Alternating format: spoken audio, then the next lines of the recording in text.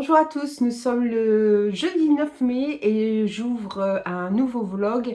Alors si vous avez regardé le précédent, vous savez qu'il a duré très longtemps, qu'il s'est étiré dans le temps du 26 ou 23 mars jusqu'au 8 mai. En fait, j'ai pas eu le temps de vlogger.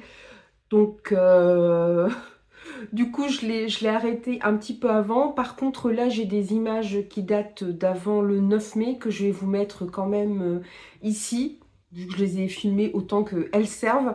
Et puis ensuite, je vous reprendrai pour vous faire un petit point lecture. Je pense que ça va être un vlog qui va tourner pas mal autour du roman policier Roman Noir. Je vous mets une partie des vidéos que j'ai tournées et puis je vous dis à tout de suite. Vous venez pas voir? Vous venez pas voir? Le costume de Dark Vador est superbe. Superbe. C'est super beau. Hein? Je prends pas des trucs que je veux pas voir, je prends juste les costumes. En fait, c'est génial ça. C'est génial.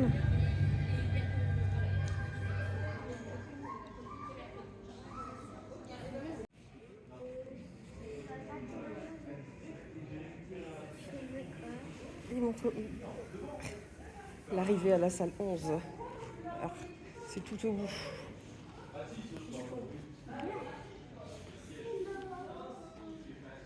La salle 11. Attends. Élève du Cobu. On peut trop voir. C'est pour ton blog. Ouais. Ah là, tu vas faire pas pour mon vidéo. Par quoi? Rebonjour, je vous retrouve juste après ce petit point vidéo où nous sommes allés au cinéma voir Du Cobu passe au vert. J'avais un peu peur parce que j'avoue que je suis pas trop attirée par les BD Du Cobu. Mais le film passe très vite, ça dure 1h30, ça va. Puis bon, ça a beaucoup plu aux enfants, donc c'était l'essentiel. Et puis il y avait une très belle exposition sur les costumes Star Wars, mais mes enfants n'étaient pas très intéressés, trop pressés d'aller voir le film, en fait. Et puis après, on est passé par Subway. Alors j'avais Louis qui faisait la tête parce qu'il lui voulait aller au Burger King. Je dis non, on va au Subway, je préfère. Et bon, il y a longtemps que je suis pas allée au Subway, donc on ira au Burger King une autre fois. Donc voilà, c'était un petit peu, alors, il a fait un petit peu son grognon, mais bon, c'est pas grave. On a quand même passé une belle journée, bon ça c'était pendant les vacances. Sinon, au niveau lecture, en ce moment, alors je suis en train de lire parce que je dois le rendre à la médiathèque, enfin à la bibliothèque. Voilà, mon village, il doit y avoir 600 ou 650 habitants. Ils ont ouvert une petite bibliothèque qui est ouverte le mercredi matin et le samedi après-midi. Et j'ai trouvé un roman que je ne trouvais nulle part, qui est Lapin maudit, alors de Sheng Bora aux éditions Matakalm. Alors je crois que les éditions Matakalm malheureusement ont fermé. Mais j'en suis pas sûre, hein. C'est ce que j'ai entendu sur les réseaux, mais j'en suis pas sûre. Et c'est une compilation de nouvelles assez horrifiques, même carrément horrifiques pour certaines. Je ne trouvais plus, alors que ce soit en vente directe, en occasion, impossible de mettre la main dessus. Au niveau de la médiathèque départementale, ils ne l'ont pas non plus. Et là, en fait, la bibliothécaire de mon village l'a eu par le biais de la médiathèque départementale du Pas-de-Calais. Donc j'étais super heureuse de l'avoir enfin. Donc je me dis, du coup, faut pas que je traîne à le lire puisque je dois le rendre. J'avoue que je suis scotchée par le parcours de l'autrice, alors qui est née et qui vit maintenant à Séoul, mais elle a fait ses études à Yale notamment, et elle enseigne le russe, et elle est traductrice aussi de russe. Enfin, je trouve qu'elle a un parcours assez détonnant. J'aime beaucoup ses nouvelles, il m'en reste plus qu'une seule à lire, c'est assez horrifique. Le premier parle effectivement d'un lapin maudit, d'un objet maudit. Vous avez là celle que je viens de terminer hier soir, ça ressemble un peu à un conte oriental.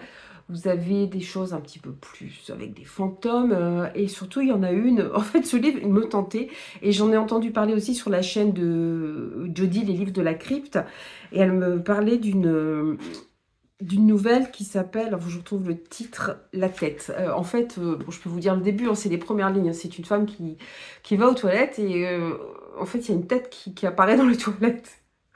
Donc dit comme ça, on se dit: «Mais what the fuck? Qu'est-ce que c'est que ce truc?» Et je veux dire, c'est malaisant comme nouvelle, ça fout les boules. Je sais pas trop quoi en penser, c'est vraiment très spécial. C'est sûr que juste après, quand vous allez aux toilettes, vous voyez plus les choses de la même façon, si je peux dire. Mais en même temps, ça parle tellement du corps, en fait, hein, de ce qu'on rejette. Donc ça fait très, voilà, très corporel, très physiologique, mais dans le style un peu cracra. Et puis la fin, quoi, elle est assez, ouais, assez horrible. C'est vraiment une nouvelle assez space. Après, il y a d'autres nouvelles où on voit qu'elle dénonce quand même la condition de la femme, notamment en Corée du Sud, où ils sont, restés assez traditionnalistes. Voilà, il y a toutes sortes de nouvelles et franchement, j'aime beaucoup. Je regrette vraiment pas d'avoir continué à chercher après ce recueil de nouvelles. Là, j'ai reçu pas mal de services presse, policiers. Alors j'ai fait, en challenge, j'ai fait avril autour de la SF, j'avais plein de services presse fantasy qui ne rentraient pas dedans. Là, je fais le mois de la fantasy, j'ai plein de services presse policiers, donc ça ne va pas rentrer dedans non plus. Mais bon, c'est pas grave. Là, au niveau des challenges, c'est vrai que j'ai pas fait de point sur mes challenges, mais le Tarot Books Challenge, organisé par Livre Romancienne, suit son cours, il n'y a pas de souci. Je fais le Boobs Challenge aussi, qui est sur Bookstagram. Bon, c'est par équipe, donc ça, c'est jusqu'au mois de juin, je crois. Donc pareil, ça suit son cours. Le mois enfin avril autour de la SF, j'ai pas fait tous les paliers. Il y en avait 20 quand même. Même si on pouvait mettre des films et des séries, bon, j'ai pas réussi à en voir ou lire autant que je voulais. Et le mois de la fantaisie, bah, je me dis là, comme je suis partie, ça va être compliqué de caser 12 graphiques, romans avec tous les policiers que j'ai à lire. Cela, voilà, ça va être un vlog assez tourné roman policier, roman noir. Et bon, tant pis, hein, oui, puis j'ai commencé aussi un autre challenge dans le cadre des Imaginales à Épinal. Je n'irai pas malheureusement, puisque le train, ne serait-ce que pour aller là-bas, de Lille à Épinal, il y en a déjà pour 168 € juste pour l'aller. En plus, moi, il faut que je parte d'Arras. Bon, puis l'idéal, c'est de dormir là-bas quand même, 1 ou 2 nuits. Donc, clairement, j'irai pas. Bon, j'ai déjà pu aller à une soirée de lancement, c'était déjà bien. Mais après, c'est vrai que la soirée de lancement, bah, pour aller jusque Paris, j'en ai eu 47 pour 47 € aller-retour. Donc, une paille, quoi. Mais par contre, là, déjà 168 € rien que pour l'aller.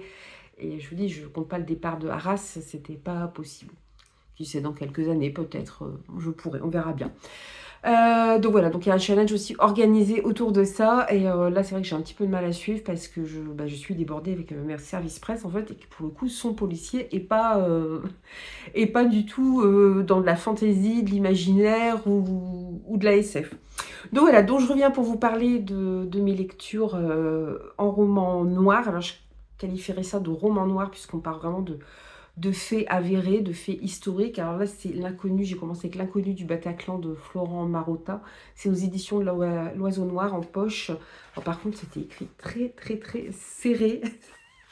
Vous voyez les chapitres. Alors, je ne vais peut-être pas vous montrer la phrase. Je ne sais pas si c'est celui où la phrase est assez spoilante, mais voilà, il n'y a pas de coupure vraiment entre les chapitres. Donc, c'était...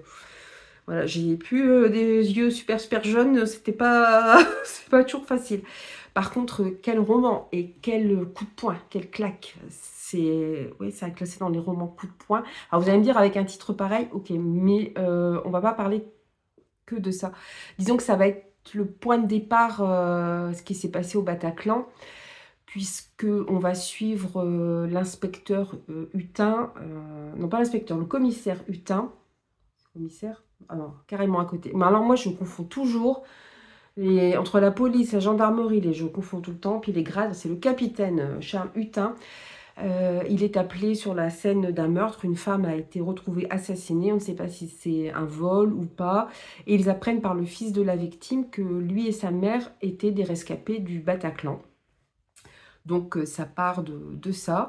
Donc on se dit qu'il va y avoir évidemment un rapport. En même temps, on va revenir des années en arrière, en 2014, où on va suivre Derzem, je ne sais pas si je prononce bien son prénom, qui est une femme qui est dans les paras, qui a une permanence. On voit dans le train qu'elle a fait une demande pour demander à ne plus être incorporée chez les paras. Ça a été refusé parce qu'elle a un certain nombre d'années à faire et elle ne les a pas faites complètement. Mais bon, des fois, ils acceptent quand même que les gens quittent l'armée, mais ce n'est pas le cas ici. En fait, Derzem, elle est kurde par son père et yézidi par sa mère. Alors moi j'avoue que je ne connaissais absolument pas ce peuple, ou alors si j'en ai entendu parler, c'est rentré par une oreille, c'est ressorti par l'autre. C'est un peuple qui vit, bon, qui est un peu éclaté un petit peu partout en Orient, mais qui vit principalement en Irak du Nord, même s'il y a une forte immigration en Allemagne. On comprend pourquoi au vu du récit. Et voilà, c'est un peuple que je ne connaissais pas. Alors à savoir que moi je regarde très peu les infos, j'écoute très peu la radio parce que ça me plombe le moral. Mais de temps en temps, ça fait du bien d'en apprendre davantage sur notre histoire actuelle, contemporaine, par le biais de romans. Je le mettrai un peu sur le même niveau que La Cour des Mirages de Benjamin Dirsten, qui a gagné le prix du meilleur polar aux éditions Point, qui parlait de pédocriminalité. Là, on ne va pas parler de ce sujet-là, mais dans le style coup de poing, le style qui fait mal, le style... vous êtes par moments obligé d'arrêter votre lecture ou ça vous crée des débuts d'insomnie. Voilà, c'est à caser dans la même, voilà, dans la même case. Mais c'est des romans nécessaires.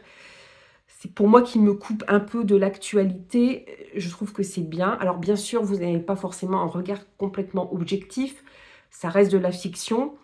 Mais on sent que les auteurs se sont documentés. De toute façon, c'est expliqué au début du roman. Mais alors, attention, trigger warning partout parce que c'est vraiment très, très, très, très dur. Moi, je vous l'ai dit, il y a une nuit, je n'arrivais pas à m'endormir. Ça m'a bouleversée. Ouais, ça a été super dur.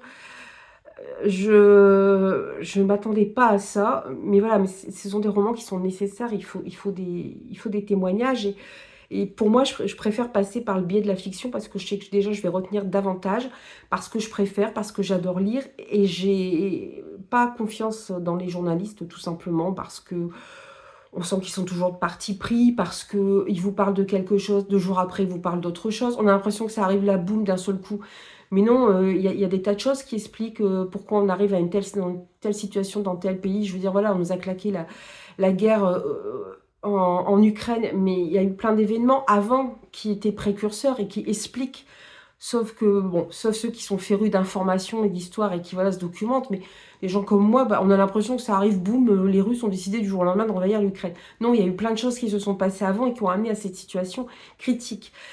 Et voilà, et c'est ça que je trouve bien dans les romans, parce que ça vous explique aussi pourquoi on en arrive là. Alors pour en revenir au peuple yézidi, que je ne connaissais absolument pas, c'est un peuple dont la religion monothéiste, mais pas musulmane. Donc évidemment, ça pose problème. On est en 2014, il y a une partie qui se passe en Irak, une partie en Syrie, et vous avez Daesh qui essaie de s'emparer du pouvoir, et Dersem, en fait, en tant que femme yézidi, veut se rendre en Irak du Nord, où le peuple yézidi s'est réfugié, puisqu'ils sont attaqués par les musulmans. Alors ça fait des années, des siècles qu'ils vivent avec des musulmans, et puis du jour au lendemain, bah, Daesh arrive, donc soit ils se convertissent, ils sont dénoncés par leurs voisins, et le plus horrible dans tout ça, c'est que les hommes sont tués, et les femmes et les fillettes sont emmenées pour être esclaves sexuels. Voilà, donc je vous laisse imaginer la dureté des propos, la dureté de certaines scènes aussi. On comprend que Dersem veuille à tout prix voilà, aider ces femmes, et il se rend en Syrie et en Irak pour combattre, pour aider ces femmes. Voilà, on va suivre son parcours, et on va suivre celui du capitaine, pardon, Hutin. Mais bien sûr, les 2 événements vont être liés. On va parler beaucoup aussi de la radicalisation, notamment dans les cités parisiennes. Donc c'est des sujets d'actualité, des sujets très brûlants, des sujets très durs. C'est un roman, ouais, vraiment coup de poing. Vous prenez en plein dans la face, mais en même temps, c'est une lecture que j'ai adorée, parce qu'elle vous fait prendre conscience de plein de choses. Il y a des choses qu'on connaît, hein. On sait qu'il y a une islamisation, malheureusement, notamment dans les cités, qu'il y a une radicalisation, notamment au niveau des jeunes. On sait que dans les prisons, c'est un lieu où ils se radicalisent encore plus. On sait qu'il y a des gens qui appellent effectivement à la haine de la France.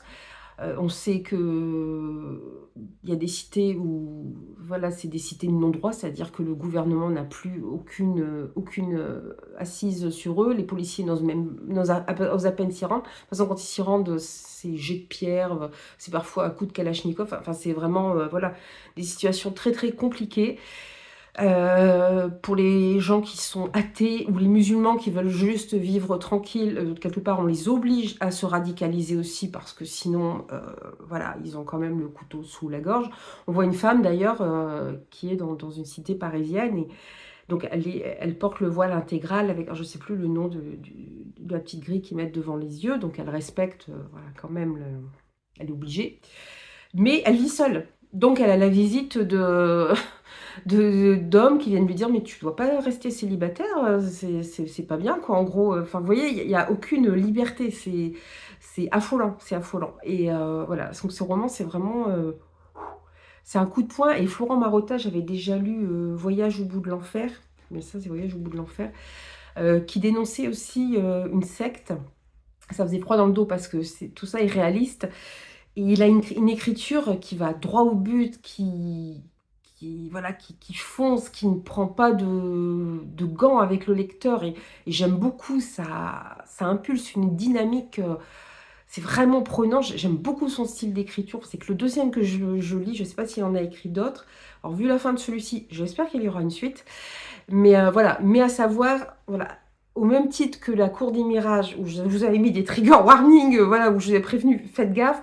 Faites très attention aussi parce que, bon, pour vous dire tout simplement, il y a aussi les viols sont évoqués, on ne les voit pas mais on le sait qu'ils ont lieu et on assiste aussi à une scène de viol collectif. Donc voilà, je préfère vous prévenir, c'est très dur, mais c'est le genre de roman qui est nécessaire aussi pour dénoncer certaines choses.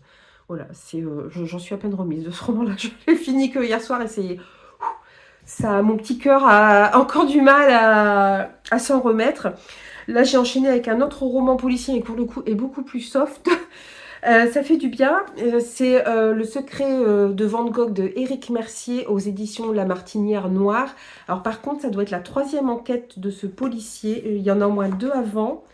Il enquête notamment dans le milieu voilà, des peintres et des artistes.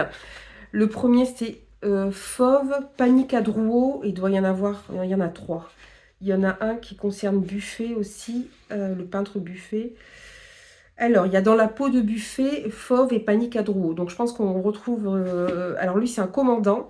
C'est le commandant Frédéric, son nom de famille, Vico, de la brigade criminelle de Paris. Et en fait, il enquête notamment avec sa compagne qui est experte en peinture. Qui, notamment, enquête...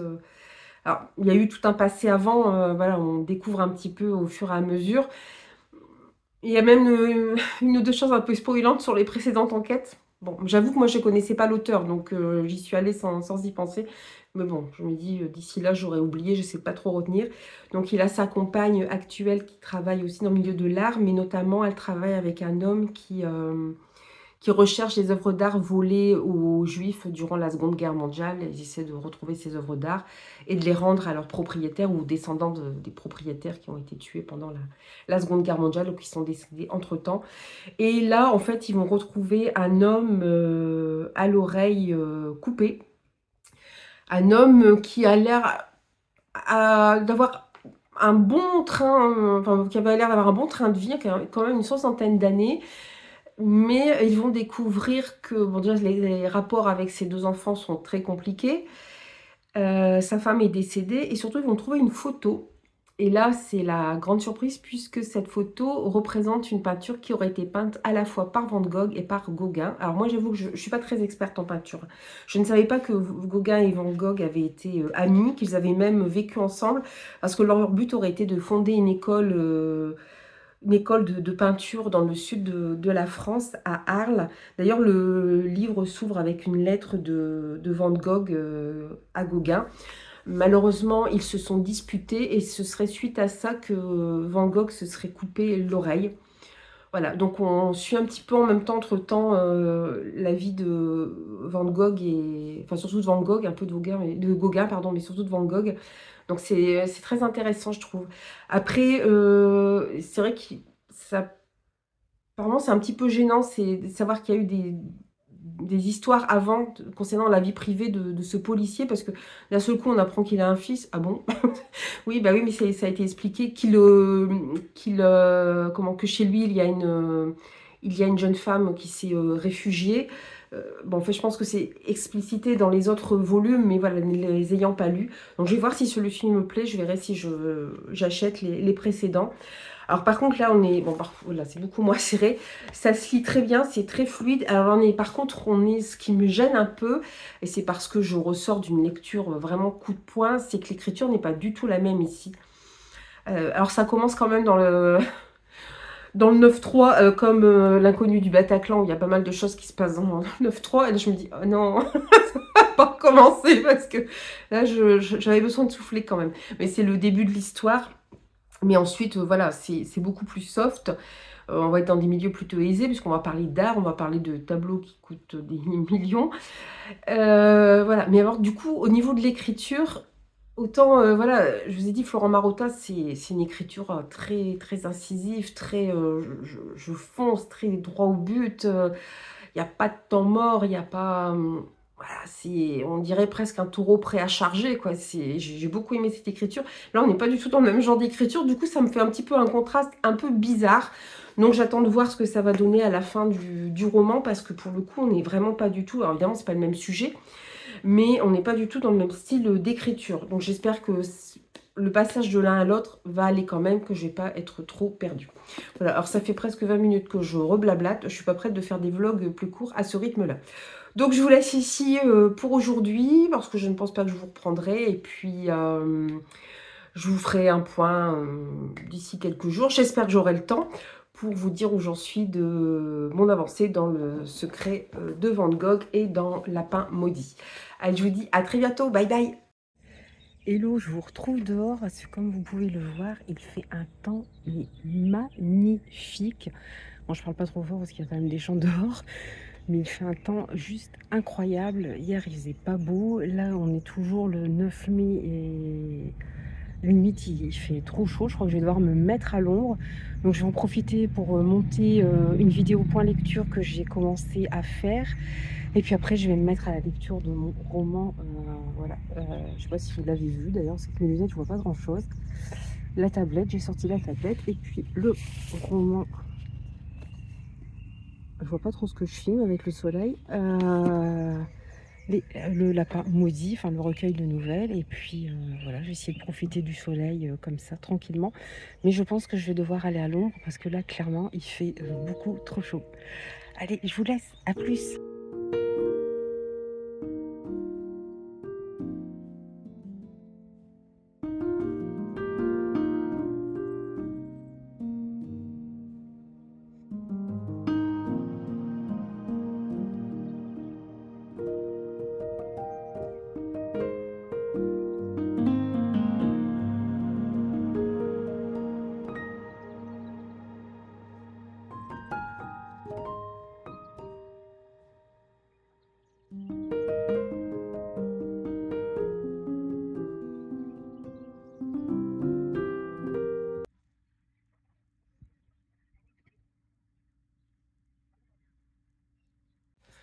Coucou, je vous reprends, nous sommes le lundi, je ne sais plus combien.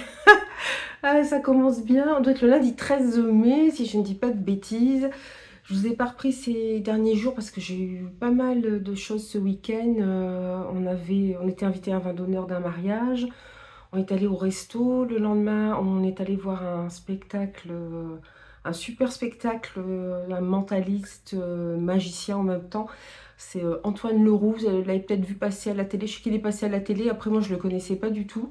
Et c'était un super spectacle, quoi. C'est incroyable comment ils arrivent avec les tics des gens à deviner des choses, et c'était incroyable. J'essaierai peut-être de vous mettre quelques images, je sais pas trop quelle est la qualité de ce que j'ai filmé. Et puis bah, on a fini par manger au bureau, tranquillou. Et on s'est dit, oh là, le temps était en train de changer. On s'est dit, il va peut-être être temps de partir, le temps de rejoindre la voiture. Et on s'est quand même pris un peu la drache sur la figure. Je ne dis pas comment il s'est mis à tomber. Il faisait un temps superbe et puis voilà, trop chaud et d'un seul coup, ça craque. Sinon, je voulais vous parler de mes dernières lectures et dernières réceptions. Donc j'ai fini Le secret de Van Gogh de Éric Mercier. Oh, ça m'a fait du bien après la lecture qui était quand même assez dure de L'inconnu du Bataclan. Là, c'est un polar qui se lit de façon très très très fluide. En plus, c'était hyper passionnant au niveau de la vie de Van Gogh, quoi, de plonger comme ça dans le monde des arts et tout. J'ai vraiment beaucoup aimé. C'était super. C'est bon, il y a quelques petits trucs qui sont un peu gênants au niveau de la vie privée du personnage principal. Je sais jamais si c'est un commandant, un capitaine, à chaque fois je cherche le commandant Frédéric Vico, mais voilà, il y a quelques petits trucs du coup qu'on a un peu de mal à percevoir parce que c'était déjà dans 3 romans précédents, mais sinon ça se lisait très bien, et puis voilà, il y avait cette partie sur l'art qui était vraiment passionnante. Enfin, ceux qui connaissent vont peut-être pas apprendre grand chose. Moi j'avoue que je savais pas que Van Gogh et Gauguin avaient été amis. Voilà, et puis je trouvais que la conclusion était pas mal du tout, c'était bien trouvé, bien fait, donc c'était un moment de lecture, voilà, assez simple, assez intéressant, et j'en demandais pas plus. Je me suis lancée ensuite dans le mania de Vish Damija, qui est un auteur indien d'Inde, aux éditions Mera. Alors là, on est dans du thriller juridique. C'est marqué que c'est le Grisham indien. Alors moi, j'avoue que les thrillers juridiques, j'y vais très peu. Autant j'aime bien regarder en série, à la télé, tout ça, ça va, ça me plaît à peu près.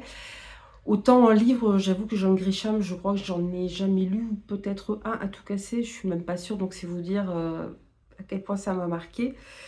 Et bon, bah, je pense que voilà, il est bien écrit, c'est c'est assez prenant, assez addictif, mais clairement, c'est pas, voilà, les thrillers juridiques, je crois pas que ce soit trop ma tasse de thé. Donc je pense qu'une prochaine fois, je ne prendrai pas forcément un thriller juridique, je ne demanderai pas en service presse un thriller juridique. En plus, ça, comme c'était indien, je voulais savoir... thriller judiciaire, c'est marqué le maître indien du thriller judiciaire. Je voulais savoir un peu ce que ça donnait, mais on n'apprend pas grand-chose sur l'Inde, un petit peu, quelques petits trucs, mais j'aurais voulu en apprendre un peu plus sur l'Inde. Par exemple, il parlait des Parsis à un moment, c'est vrai qu'on en entend souvent parler, mais je ne sais pas qui c'était exactement les Parsis. Ce sont des Indiens, mais qui sont originaires de Perse, donc l'actuel Iran, et qui pratiquent une religion monothéiste. Alors pour le coup, cette religion, je la connaissais pas, je ne sais pas exactement en quoi elle consiste, mais je la connaissais, mais je ne pensais pas qu'elle existait encore. C'est le zoroastrisme. Enfin, bref, c'est le dieu Zoroastre. Voilà. Pas s'écorcher la langue dès le lundi matin, sinon le reste de la semaine va être compliqué. Voilà, c'est Zoroastre. Alors, je savais que ça existait autrefois. Je pensais que c'était une religion qui n'existait même plus. Ça fait 2 fois que j'en entends parler de cette religion dans 2 livres différents. Ils en parlaient dans L'inconnu du Bataclan, mais je pensais que c'était une religion qui n'existait plus. Bah si, il y en a encore. Et voilà, donc ça, c'était super intéressant d'apprendre des petites choses comme ça. Mais voilà, sinon, ouais, je pense que c'est pas que c'est mal écrit, mais je pense que c'est moi qui suis pas adepte des thrillers juridiques.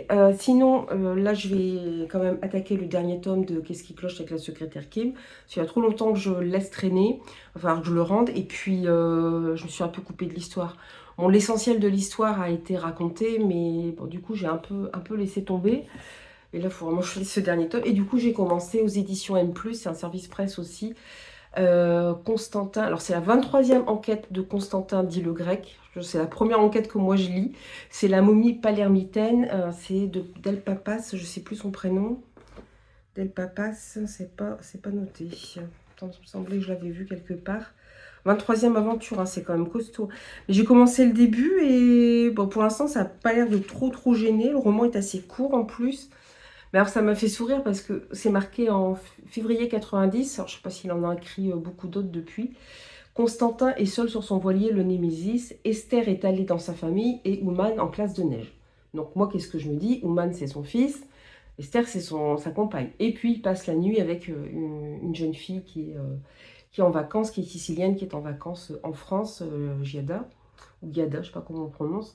Et tout de suite, je me suis dit, ah, mais il trompe sa femme. Mais non, c'est notée nulle part qu'Esther et sa femme. En fait, c'est une amie. C'est vraiment une vieille amie. C'est dit dès la première page du roman. Hein. Je vous spoil rien, mais j'y arrive. Tout de suite, je m'étais imaginé un truc. Donc, Ouman est bien son fils, mais Esther, non, en fait, c'est une amie qui l'héberge sur son voilier. Et voilà, je ne sais pas comment elle est arrivée là, parce que quand même, la 23e aventure, vous imaginez un peu. Donc, à voir.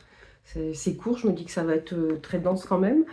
Et puis j'ai reçu le tome 2 de Mystic Flown parce que j'avais lu le premier le mois dernier, je crois, en lecture commune. Je l'avais enfin sorti de ma palle et j'ai vraiment adoré ce roman qui mélange à la fois école de mages, d'apprentis magiciens, mystère, magie, puissance, sortilège. Il y a aussi des créatures surnaturelles et il y a des robots. Donc ça, je trouvais que c'était pas mal quand même d'introduire en plus les robots dedans. Et encore une fois, c'est chez Gulfstream, c'est de Dana B. Chalice. Et voilà, ils ont encore fait une couverture magnifique avec des détails que je trouve incroyables. J'adore. Et en fait, quand vous ouvrez, voilà, à chaque fois, vous avez une illustration qui est reprise. Vous avez le livre qui est comme ça. Donc, qui est quand même pas mal du tout. Que j'aime beaucoup, qui reprend le dos, et puis en fait la jaquette elle est comme ça.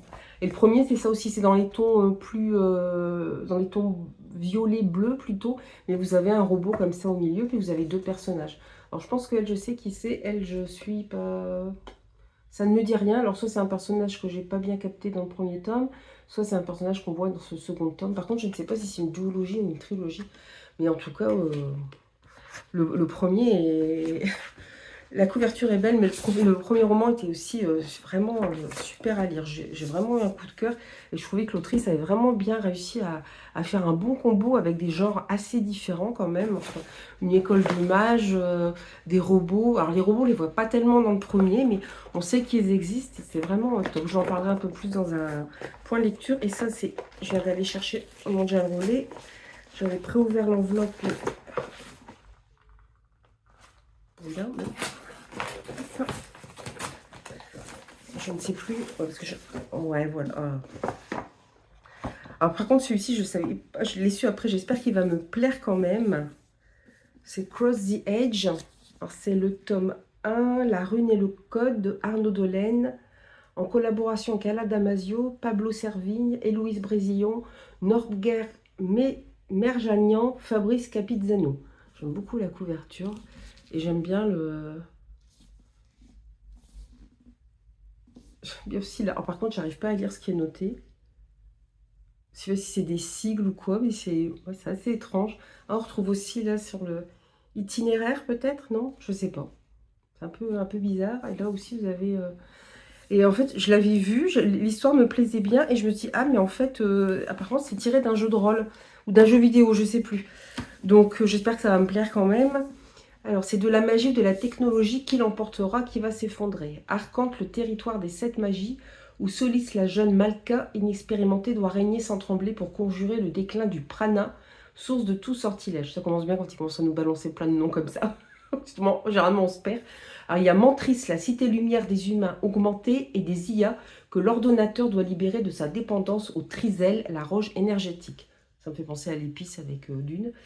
Entre ces deux univers, une cicatrice béante, une zone vibradiée, je ne sais pas ce que ça veut dire vibradiée, je ne sais pas si c'est un mot inventé ou pas, le rift, donc cette cicatrice s'appelle le rift, d'où vient un guerrier hors norme, sans règles qui défie toutes les lois, Aurel. Sa mission, vaincre dans l'arène, approcher Solis et infiltrer Arcante. Prophétie glaçante, diplomatie perverse, attaque et assassinat, désir qui brûle et complot qui ronge, la paix tient sur le fil d'un sable. Un roman épique et foisonnant dans l'extraordinaire univers de Cross the Edge. Edges. Bon, moi, ne jouant pas aux jeux vidéo, ça va être compliqué. Et voilà, le livre se présente comme ça. Il est super beau, en plus. Mais là, le résumé me tentait beaucoup, ce mélange justement de technologie et de magie. Cette coupure entre, d'un côté, ceux qui pratiquent la magie, et de l'autre côté, ceux qui sont plus férus de technologie, et l'intérieur est juste magnifique. La photo de je pense que c'est le royaume d'Arcante, ça doit être l'autre royaume qui fait beaucoup plus technologique, effectivement. C'est juste magnifique. J'aime beaucoup leur jaspage comme ça. Et hop, la jaquette à l'intérieur, elle se présente comme ceci. J'aime bien quand ils font des dessins maintenant sur les jaquettes, quand ils en font aussi à l'intérieur comme ça, c'est super beau. J'adore, j'adore. Bon, à voir. J'espère que je vais aimer quand même, parce que ce qui est tiré de jeu de rôle, c'est pas forcément... vous n'avez pas forcément les références, ça dépend. On verra bien. En tout cas, c'est un bel objet de livre déjà, donc je suis contente. Voilà, bon, je vais vous laisser ici. Je ne sais pas si je vous reprendrai, peut-être quand même pour clore le vlog. J'essaierai peut-être de vous mettre des images du week-end si les images sont pas trop pourries. Je verrai bien. Et puis je vous reprendrai après peut-être pour conclure, je pense, ce vlog pour qu'il ne soit pas trop long. Voilà, je vous laisse ici. Puis je vous dis à très bientôt. Il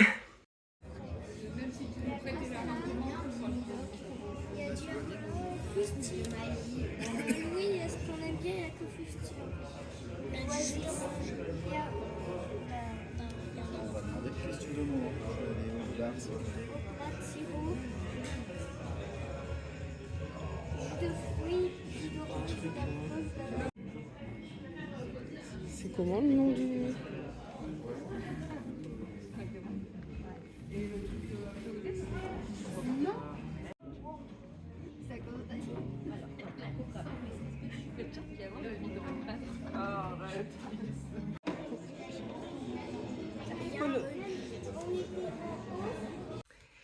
Hello, nous sommes le mardi, alors normalement 14 mai si je ne me trompe pas, et je reviens ici pour clore ce vlog pour qu'il ne soit pas trop long. Alors hier je vous avais dit que, ou avant-hier, non c'était hier, que j'étais en train de lire Constantin, le tome 3, La momie palermitaine. Pour l'instant c'est, je sais pas, c'est un peu spécial comme roman policier. Je pense qu'il faut prendre ça avec du second degré parce que Constantin, alias le grec, va rencontrer une jeune femme sicilienne avec laquelle il va passer la nuit. Et elle lui laisse un drôle de cadeau, en fait. Donc, il va partir à sa recherche. Et le mec, on a l'impression qu'il est en vacances, quoi. Alors qu'il est poursuivi quand même par des gens qui ont l'air assez louches. Possiblement la mafia. Et on a l'impression d'avoir un catalogue un peu touristique de Palerme. Alors, c'est vrai que ça donne très envie d'aller à Palerme. Et notamment de goûter leurs plats et leurs boissons qui ont l'air... succulent, mais voilà, c'est... Alors je pense que c'est à prendre avec du second degré, je sais pas trop, là je l'ai presque terminé. Donc je vous dirai ce que j'en ai pensé lors d'un prochain vlog. Alors je m'excuse pour la lumière, là j'ai dû rallumer la lumière électrique à 14h30. Et, hier il a fait super beau, trop chaud même, et puis bah du coup ça a recraqué et c'est la fin. Voilà. On fait que ça, de toute façon, passer du soleil à la pluie, donc c'est un petit peu usant. Et puis j'ai enfin terminé la série webtoon Qu'est-ce qui cloche avec la secrétaire Kim. Bon, je vais pas vous redonner les noms des auteurs parce que je fais que les écorcher, c'est pas top. Et voilà. J'avais laissé traîner avant de lire le dernier. C'est vrai que en avril j'ai été débordée de service presse et j'ai pas eu le temps. Du coup, j'ai là, il n'y a pas, faut que je termine parce que après vous vous détachez un peu de l'intrigue. Alors c'est vrai, je vous avais dit hier, hein, l'intrigue principale était passée, donc c'était moins gênant, mais on a quand même envie de savoir exactement comment ça se termine. Donc j'ai vraiment beaucoup apprécié. C'est de la romance, hein, comment boss et employé, mais c'est très sympa. Moi, j'aime bien ce côté romance, justement. Surtout que lui est quand même assez imbu de sa personne. Elle, c'est sa secrétaire depuis 9 ans et elle le supporte bon gré, mal gré. Et voilà, jusqu'au jour où elle pose sa démission. Et là, lui est complètement perturbé. Il se dit, mais c'est pas possible, pourquoi elle s'en va? Donc, il commence à se poser des questions. Et il va tout faire pour la retenir, évidemment, de fil en aiguille. Il va y avoir d'autres sentiments qui vont ressortir. On va surtout en apprendre aussi davantage sur leur passé. Il y a une petite intrigue en plus qui arrive, qui est un peu mystérieuse. Donc c'était vraiment très sympa. Et voilà, comme ça je vais pouvoir la rendre à la médiathèque pour que quelqu'un d'autre en profite. Mais vraiment, j'ai beaucoup aimé. Dans la série Webtoon, voilà, romantique, boss secrétaire, voilà, il y avait de l'humour, tout ça, c'était vraiment très bien. Bon, du coup, je vais vous laisser ici pour clore ce vlog. Et puis, je vous retrouve pour un autre vlog dès que j'aurai, je pense, terminé La momie palermitaine pour vous en dire exactement ce que j'en ai pensé. Là, clairement, je lis des romans policiers très différents les uns des autres. Mais ma foi, c'est ce qui fait aussi le sel de la lecture. Voilà, je vous laisse ici et puis n'hésitez pas à me dire en commentaire, comme d'habitude, ce que vous êtes en train de lire, s'il y a certains de ces livres que vous connaissez ou qui vous tentent. Et je vous dis à très bientôt pour une nouvelle vidéo. Bye bye!